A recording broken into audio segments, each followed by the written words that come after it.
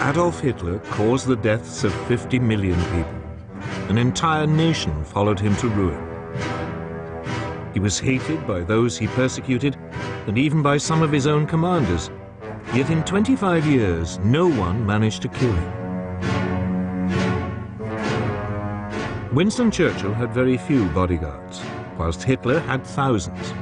He needed them. During his travels across Europe, there were over 40 attempts on his life. Now, with access to captured original SS records, the producers of Churchill's Bodyguard can reveal for the first time in this new series how fate and a small number of hand-picked bodyguards helped this evil genius to cheat death on so many occasions.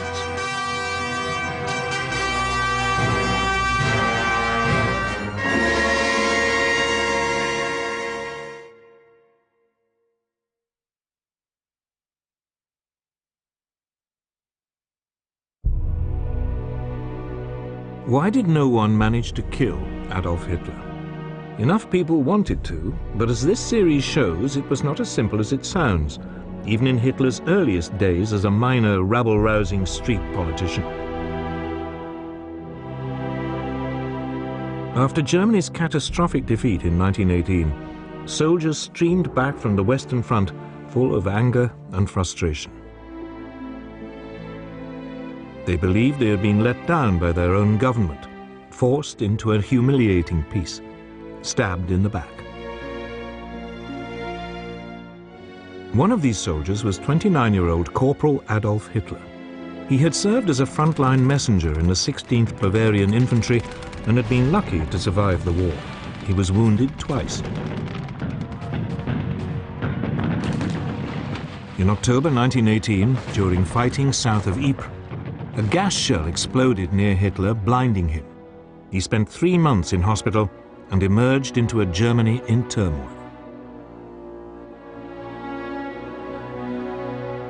With no job or profession to go to, Hitler hung around his old regiment in Munich and was given the task of spying on political party meetings. Germany had a new democratic government, the Weimar Republic, but this faced horrendous problems. With inflation spiraling out of control, many, like Emil Klein, doubted whether it could survive. Wenn ich dann denke, dass ich da 4 Billionen für eine Wurstsemmel bezahlt habe, ne? Das war schon ein Zusammenbruch. Denn die Leute haben gesagt, so kann es nicht weitergehen. Und dann ging es langsam an mit der Diskussion, da muss ein starker Mann muss kommen. Und das wurde immer stärker, die Sache nach dem starken Mann, weil die Demokratie nichts zu Wege brachte. Amid the chaos, communists clashed with nationalists and socialists. War veterans formed armed groups that shot at each other on streets. It looked as though the country was on the verge of civil war.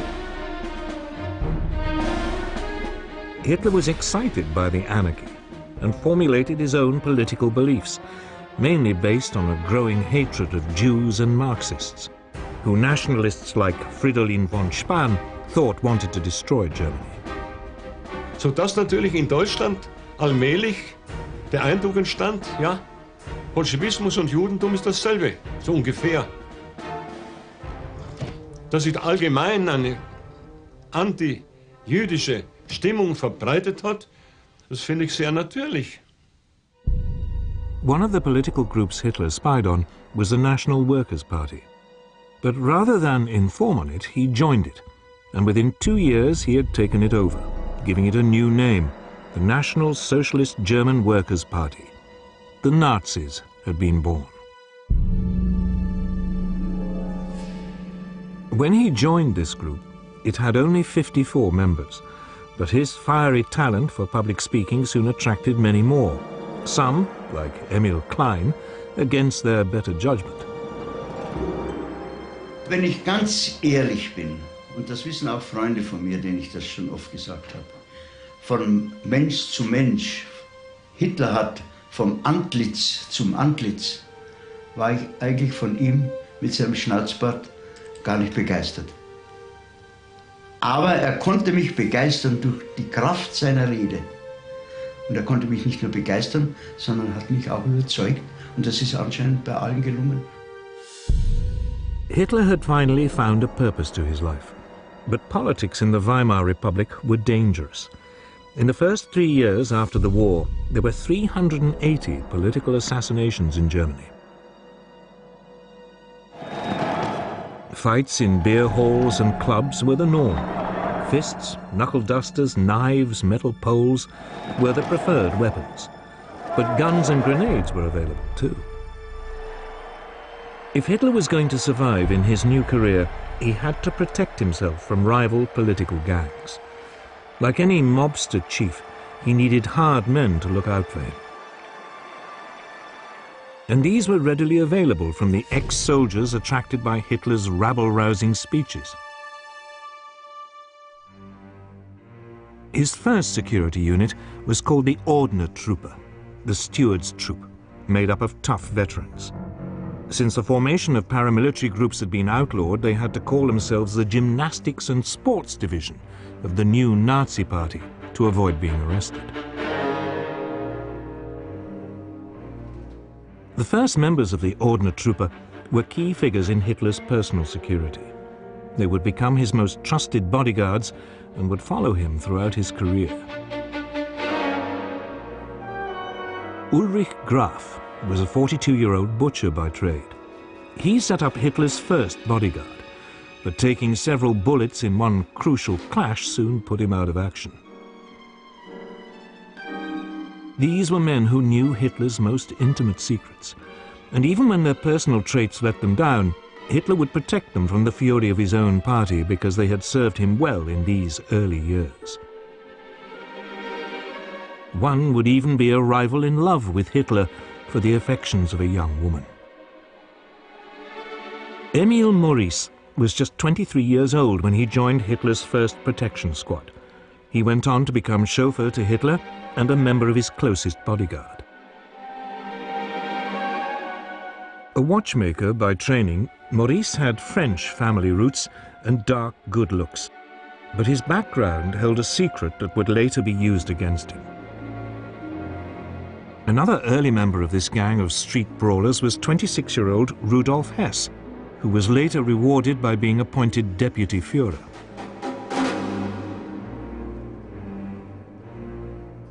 Because many Nazi political combats took place in beer halls, the Ordnertruppe became known as the Salzschutz, or hall protection. Then in August 1921, the Sturmabteilung, or SA, was formed. Not a bodyguard, but a paramilitary force intended to win the battle of the streets.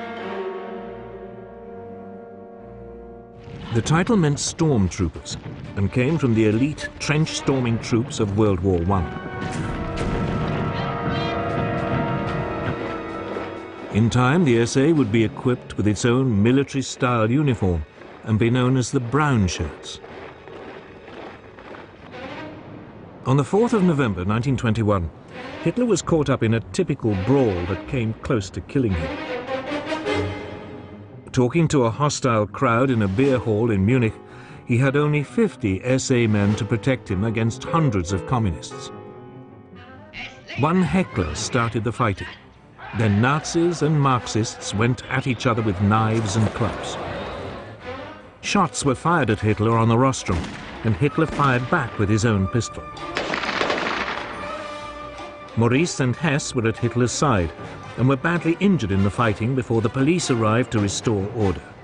Amazingly, no one was killed. Hitler later described the events, praising his closest comrades. The dance had hardly begun when my storm troops, as they were named from that day forth, attacked.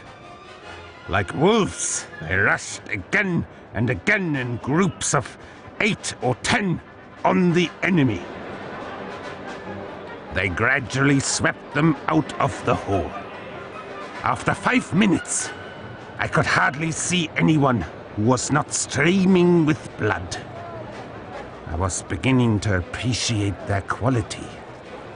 At their head was my splendid Morris, Hess, my private secretary, and many others, though badly hurt, continued to attack as long as their legs could carry them.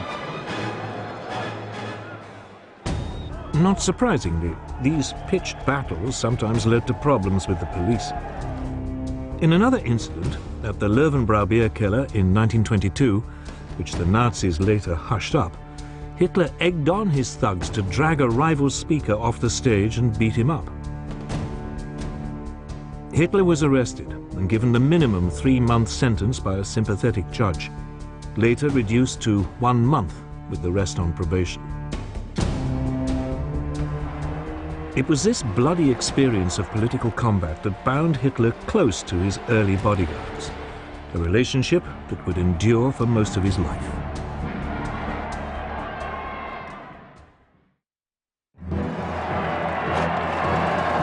In these violent and dangerous early days, a key figure in the protection of Adolf Hitler was Ernst Röhm. He would eventually rise to command the SA as his private army, but that was far in the future. In 1920, he was 33 years old. A squat little man with a scarred face, he reveled in the chaos of Weimar Germany. Contrary to his usual brutish image, he was a classic scholar who came from a distinguished family of royal officials. In World War I, he proved himself a fearless leader of troops and remained in the small army of the Weimar Republic after the war.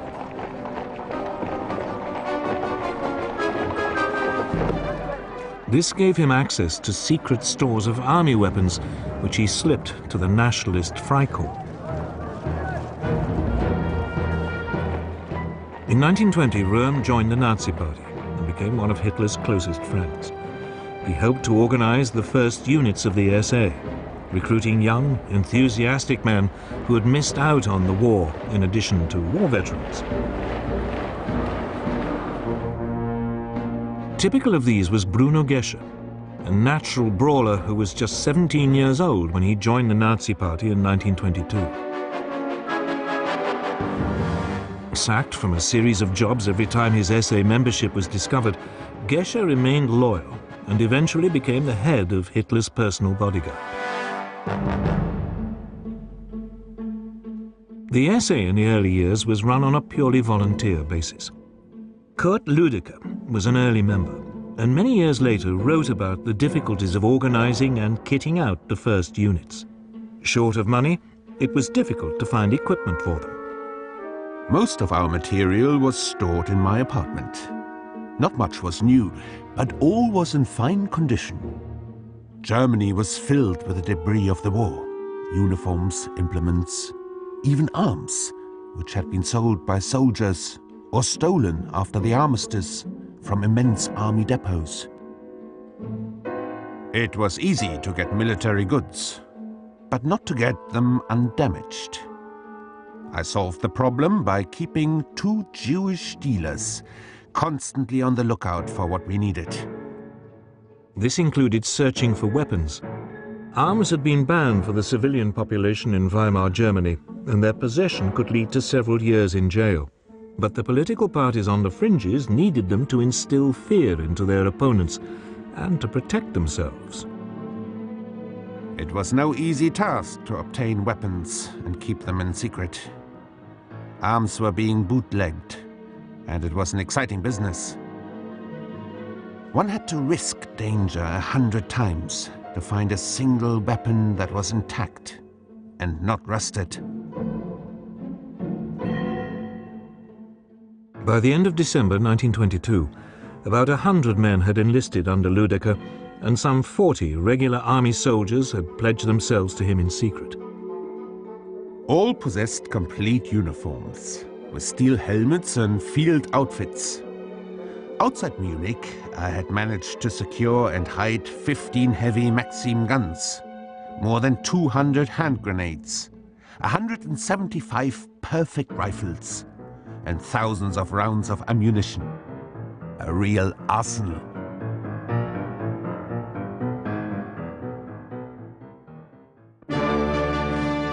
In late 1922, another major figure entered the close circle of Hitler's personal security. The flamboyant 29-year-old Hermann Göring, was a minor aristocrat. He started World War I as an infantry officer, but soon transferred to the most exciting unit to serve with, the pioneering Air Force. Starting as an observer, Goering qualified as a fighter pilot in October 1915.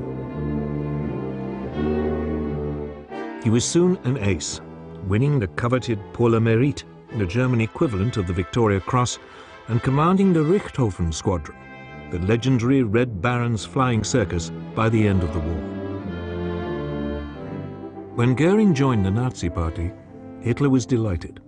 Here was a true war hero who could lead his veterans into political combat. He put him in charge of the fledgling SA based in Munich.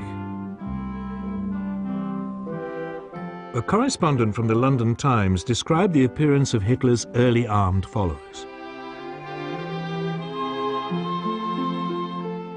Many of these storm troops are lads of from 17 to 20, but professionals and businessmen, ex-officers, students and farmers can be seen in the ranks. Recently, Hitler's men have been equipped with steel helmets of the regulation government pattern, presumably surplus war material that was supposed to have been destroyed long ago.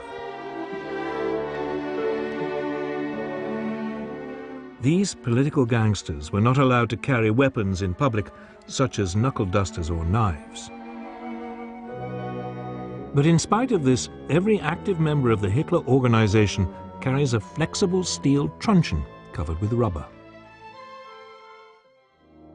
In May 1923, shortly after Goering took command of the SA, the Ordnertruppe was replaced as Hitler's personal bodyguard by the Stabswache, or Headquarters Guard. Numbering just 20 men, it was soon renamed Stosstrupp Hitler, Hitler's shock troop. These chosen men wore a different uniform to the rest of the SA, field grey jackets and breeches. On their heads, they wore grey ski caps with a silver death's head button. This skull would become the sign of the most notorious of Nazi organizations, the SS, and many historians date its beginning from this bodyguard unit. The chilling death's head insignia was not invented by the Nazis, but copied from the badges of long-established cavalry regiments. It was probably because of its association with elite Prussian hussars that Hitler adopted it, wanting his bodyguards to be considered the elite of his party. The first great test for this Nazi bodyguard came in January 1923, when the Weimar government postponed the payment of war reparations. In retaliation, the French occupied the Ruhr, the country's industrial heartland. Their heavy-handed tactics caused a general strike and widespread resentment. Hitler had recently been emboldened by the support of the World War I hero, General Erich Ludendorff. He decided to exploit the chaos by launching a coup d'etat during a political meeting in a Munich beer hall, being addressed by the Bavarian Prime Minister Gustav von Kahr. It would be a tremendous political and personal gamble. If Hitler's putsch failed, at best his political career would collapse. At worst, he might be shot as a traitor.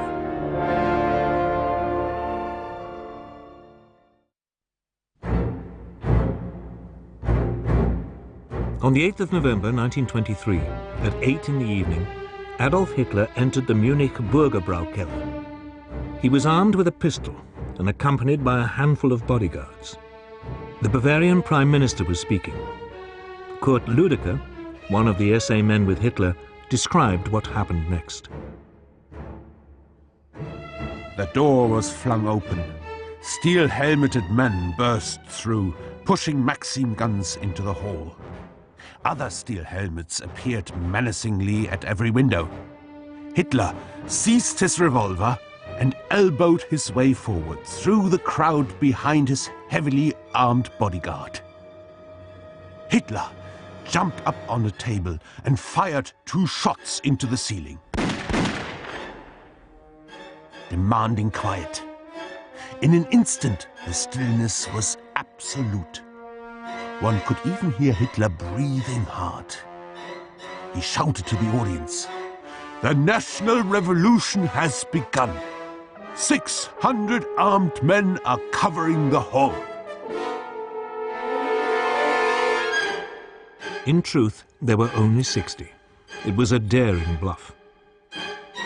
Meanwhile, Ernst Röhm took several hundred SA troopers to seize control of the Bavarian military headquarters. Next morning, Hitler and his supporters decided to march to the city centre to rally the citizens to their cause.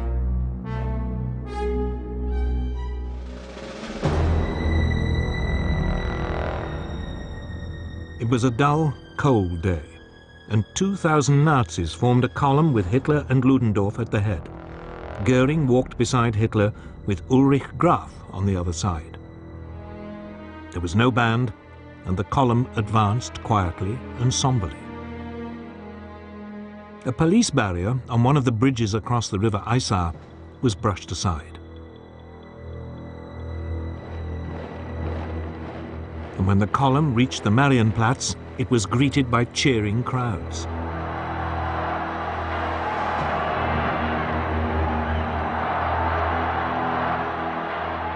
Hitler and Ludendorff were not sure what to do next. But when they heard that the army had turned on Röhm and his brownshirts, they decided to march to their rescue. As the Nazis reached the end of the narrow street leading into the Odeonplatz, they were blocked by a line of armed state police near the Feldherrenhalle War Memorial. Ulrich Graf stepped forward. He shouted that General Ludendorff was marching with them and there was no need for any shooting. But as Emil Klein described, the police ignored him. Wir kommen dann in die Maximilianstraße, die überkreuzen wir. Und wie ich dann an die Ecke der Residenz komme, hören wir die Schüsse fallen. The reality was less heroic than this dramatic Nazi painting. A man beside Hitler fell dead, dragging him down and dislocating his arm. Graf threw himself in front of Hitler and took several bullets intended for his leader. Goering was hit in the thigh and collapsed. Only Ludendorff remained unscathed, marching on through the police line to be arrested. When the shooting stopped, 14 Nazis and 4 policemen lay dead. Hitler avoided the flying bullets and was dragged away from the carnage by his bodyguards, but arrested 2 days later. Following his narrow escape in the Putsch, the Nazi Party, the SA and the Stosstrup were all banned. It looked like the end of the line for Hitler and his followers.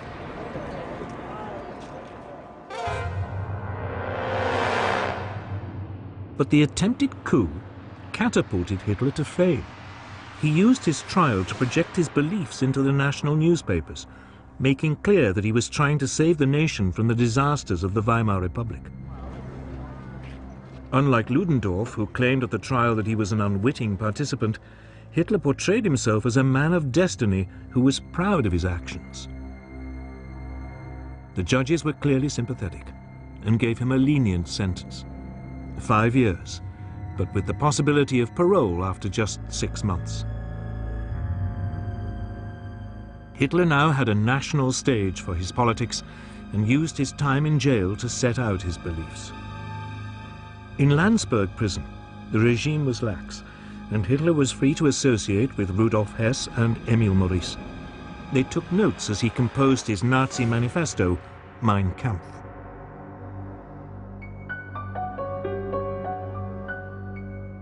He also pondered 2 lessons from the failed putsch. The first was that street fighting was not enough. He would have to use the democratic system to achieve power. Only then could he dismantle it. The other lesson was more brutal. The violence and sacrifice of that day in Munich convinced him more than ever that he needed a loyal bodyguard. A group of protectors that would risk their own lives, as Graf had done, and would, in his words, even march against their own brothers. Hitler served just over a year for high treason. As he re-entered German politics, he had to resurrect his party machinery and his bodyguard. They must be stronger, more efficient, more vicious than ever before.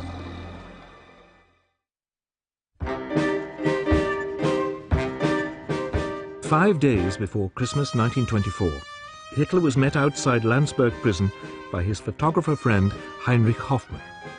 He was a free man and posed beside his friend's car. Hitler should have been happy, but he knew he had a mountain to climb. His style of extreme politics suited a time of crisis, but the Weimar Republic had managed to stabilize the economy. The threat of revolution and civil war had passed.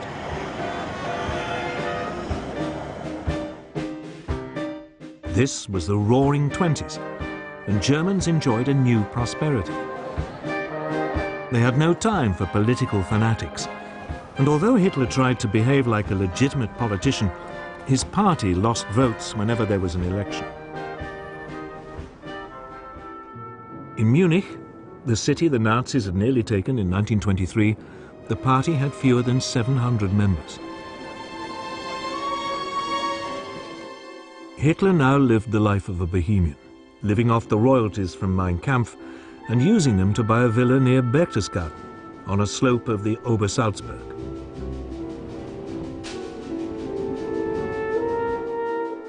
This would eventually become the Berghof, the most heavily defended private residence in Germany.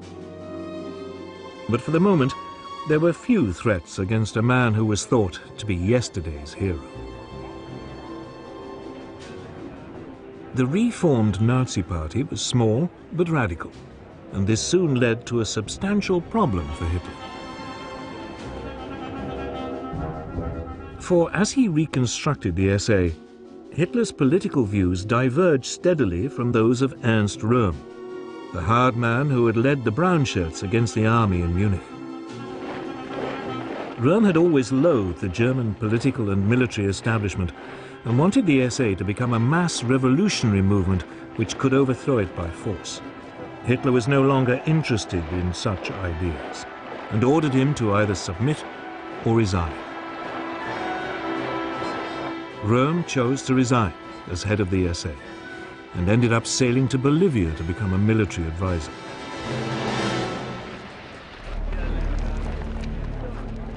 The SA was now put under the command of a retired army captain, Franz Pfeffer von Salomon.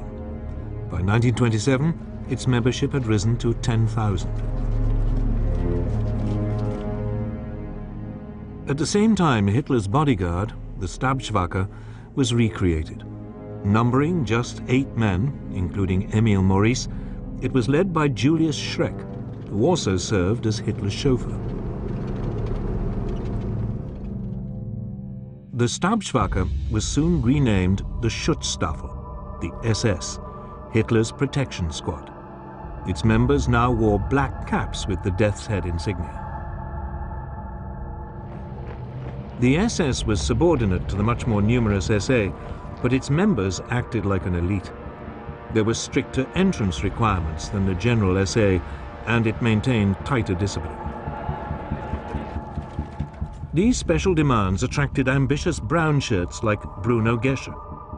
After a Nazi Party rally in 1927, he was so impressed by the appearance of the early SS that he left the SA to join it. By 1929, it numbered 280 men. That year, Heinrich Himmler was made Reichsführer SS. It proved Hitler's most important appointment among the many people that devoted their lives to protecting him, and one which would cost the lives of millions.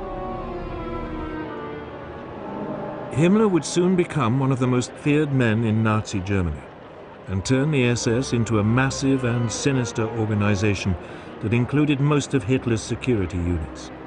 He also set a pattern of Nazi infighting that seriously compromised the efficiency of Hitler's overall bodyguard.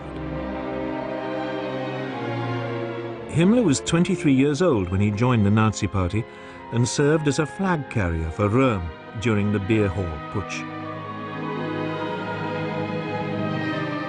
Following Hitler's release from prison, Himmler became a Nazi regional leader, but lack of funds forced him to drift through several jobs, eventually becoming a chicken farmer.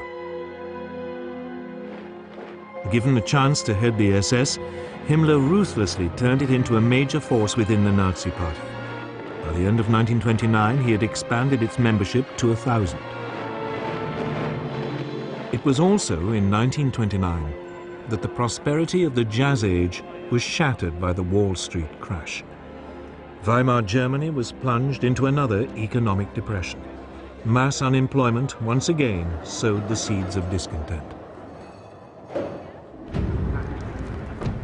What was bad for Germany was excellent for Hitler and the Nazis. The SA immediately began a massive recruitment drive to take advantage of the mass of unemployed men, and many new recruits like Wolfgang Teubert were ready to flock to them. Ich bin gern dazu gegangen, weil ich mir sagte, das ist das Einzigste, was jetzt noch in Frage kommt. Das war deshalb schon aufregend, weil die eigene Familie natürlich nicht dulden wollte, dass man im Braunhemd draußen herummarschierte und Saalschutz betrieb. In elections held in 1928, the Nazi Party had barely managed to win 12 seats in the Reichstag. With Germany teetering on the edge of a new economic disaster, voters swung away from center politics to the extremes. The Nazis' election machine was now in full swing, presenting Hitler as the strong man that Germany desperately needed. The Nazis had few detailed policies. The focus was on Hitler, the leader. In 1930, the revived Nazis won 6 million votes, giving them 107 seats in the Reichstag and making them the second biggest party in Germany. It was a dramatic turnaround for Hitler, and as a result, money flowed into Nazi campaign coffers from supportive businessmen.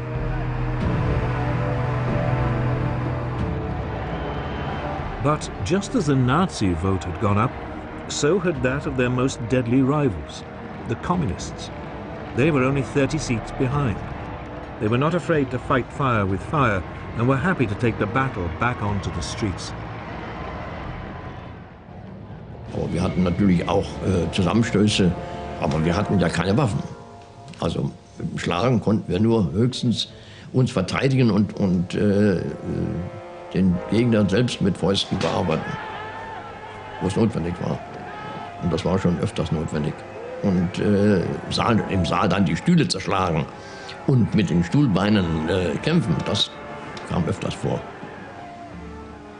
Machten auch beide Parteien natürlich. Die einen wie die anderen. Hitler needed his SA more than ever. But at this critical moment came a challenge from within its ranks. Angered by the apparently lavish lifestyles of the party leadership, including the purchase of an extravagant new headquarters in Munich, the Brown House, SA men in Berlin, led by their deputy leader Walter Stennes, occupied the party's headquarters. Hitler was forced to accept many of their demands for better pay and conditions, but now declared himself supreme leader of the SA as well as the Nazi Party. Having put down the challenge, Hitler turned to Ernst Röhm for help. Recalled from Bolivia, Röhm became Chief of Staff and effective leader of the SA on the 14th of January 1931. And oversaw its rapid growth to a paramilitary army of 170,000. Unemployment helped fill its ranks with aggressive young men. They beat the communists on the streets, and capitalist backers were happy to see them doing it.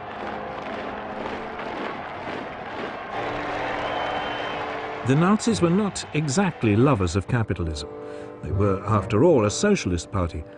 But Hitler knew he had to keep on friendly terms with big business to get into power. But Röhm was still an extreme revolutionary.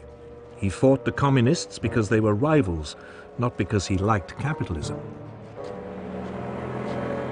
Although Röhm delivered Hitler a victory on the streets, his revolutionary beliefs soon reignited serious tensions between the two men. There was also a rising tension between Röhm and his nominal subordinate Himmler. Both of them craved to become the exclusive protector of the Führer. In late 1930, after the Stennis revolt, the ever-devious Himmler had persuaded Hitler to make the SS independent of the SA. SA officers could no longer give orders to anyone in the SS. But when Röhm took up command of the SA, Himmler suffered a blow and was declared to be his subordinate. Despite this, barely a month later, Röhm issued orders putting Himmler in charge of the Sicherheitsdienst, the SD or security service, which would be responsible for protecting Hitler and other leading members of the party.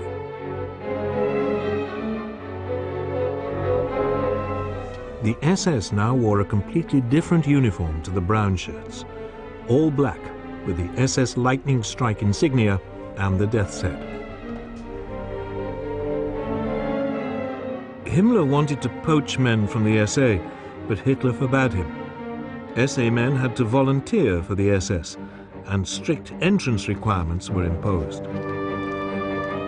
Hitler wanted the SS to be an ultra-loyal, ultra-fit unit, separate from the SA. He saw them as his own police force within the Nazi party. Whereas the SA struck down opposition from outside, the SS could be used to neutralize any opposition within the party, and that included the SA. That the potential threat posed by the SA had not gone away was emphasized by a second incident involving Walter Stennis. Ordered by Hitler to leave Berlin and take up a desk job at the Brown House in Munich, Stennis refused point blank. With his SA supporters, he brushed aside the SS guards and again took over the Berlin HQ. Hitler was furious. Humiliatingly, he was obliged to get the Berlin police to throw them out. In retaliation, Stennis was expelled from the party, but for Hitler, it was a clear warning. Hitler now turned to his loyal SS and instructed Himmler to take charge of security in and around the Brown House. All guards were uniformed, but not allowed to carry conventional weapons. However, they were armed with gas pistols to stun anyone assaulting the building.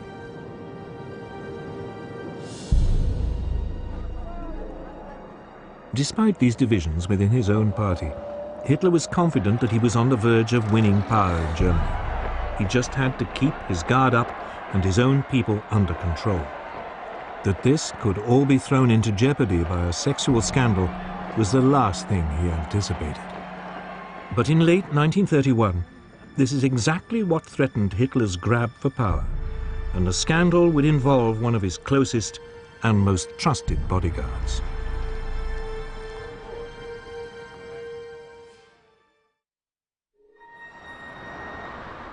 Munich, 20th of September 1931. A 23-year-old music student was found dead in a second-floor apartment at 16 Prinzregentenplatz. In her hand was a gun. She'd been shot in the heart. The dead woman's nose was broken, and there were other serious injuries to her body. Her name was Angela Raubau, known as Gailey. And what made the story sensational was that the apartment belonged to Adolf Hitler, and so did the gun. Gailey Raubau was his niece, and he had been having a clandestine affair with her. Rumors soon spread around Munich that the death wasn't suicide, but murder, and that she'd been involved in a love triangle with her uncle and his bodyguard, Emil Maurice, one of his oldest and closest companions. Scandal was the last thing Hitler needed at this crucial moment in his career. If the story broke into the national press, it could be the end of his plans to bring the Nazis to power. Gailey had come to live in Hitler's flat in August 1928, when her mother, his half-sister, became his housekeeper. The 40-year-old Hitler soon became infatuated with his young niece. He was extremely possessive, and when she showed interest in Emile Maurice, his bodyguard and one of his closest companions, the tension grew. On the 24th of December 1928, Gailey wrote to Maurice. The postman has always brought me 3 letters from you, but never have I been so happy as I was over the last few days.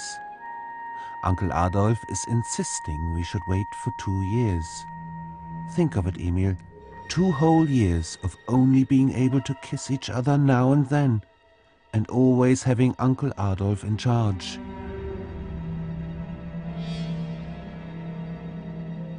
Not surprisingly, Maurice had soon been sacked. Hitler admitted to his friend Heinrich Hoffmann, who later became his official court photographer, that he loved Gailey and thought of marrying her. But he felt he must remain single for the sake of his political career. He was also attracted to a teenage girl working in Hoffmann's photographic studio, Eva Braun. If Hitler was jealous of Gailey's male friends, then she may have been jealous of Braun. On the 18th of September 1931, Gailey told Hitler that she wanted to leave and go to Vienna. They had a row, and Hitler stormed out of the apartment. Gailey, left alone, shot herself through the heart with his revolver. When he heard the news, Hitler was distraught. But Gailey's body was reported to be badly battered. Hitler was known for his outbursts of angry violence. And at this stage in his career, he frequently carried, and on occasions used, a formidable rhino hide whip. Hitler responded to these rumors with a published denial. It is untrue that I had recurrent disagreements or a violent quarrel with my niece, Angela Robal. It is untrue that I was strongly opposed to my niece's traveling to Vienna. The truth is that I was never against the trip my niece had planned to Vienna.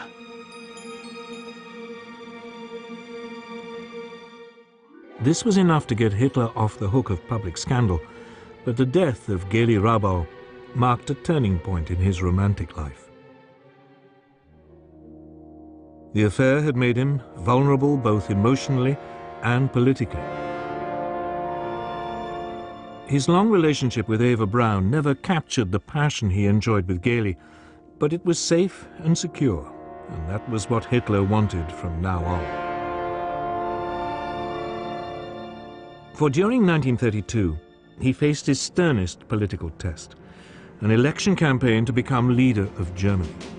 But as he crisscrossed Germany, drumming up support for himself and his party, he was exposed to numerous assassination attempts. Standing on podiums and ranting at his audience, he made the perfect target for a lone gunman or ring of plotters with a bomb. He was standing as a candidate for president of the Weimar Republic, but he was up against Field Marshal Paul von Hindenburg. A hero of World War I, Hindenburg represented the old conservative strain of German politics and would not be easily moved. On the 13th of March, Hitler won more than 30% of the popular vote from a disgruntled and fearful population. It was a startling result and meant that Hindenburg did not win an absolute majority. They would have to fight another election. And as Egon Hamstengel later described, once again, it was Hitler's oratory which was the decisive factor. He had that ability which is needed to make people stop thinking critically and just emote. The ability derived from his readiness to throw himself totally open, to appear, as it were, bare and naked before his audience, to tear open his heart and display it. Just 2 days after this success, Hitler was traveling by train from Munich to Weimar with his head of propaganda, Joseph Goebbels. As they discussed campaign tactics, gunshots struck the side of their carriage. The bullets missed, but it was a clear sign that Hitler's dramatic rise in popularity now made him a prime target. On another dangerous occasion, as he was traveling by car near Freiburg, demonstrators hurled missiles at it. Taking his life in his hands, Hitler jumped out and confronted them, swinging his rhino hide whip. But such action was reckless, and as Hitler ruthlessly pursued his dream of becoming dictator of Germany, he and his old bodyguard comrades needed to take a more professional approach to his protection. It would lead to the creation of one of the most fearsome and evil bodyguard organizations the world has ever seen.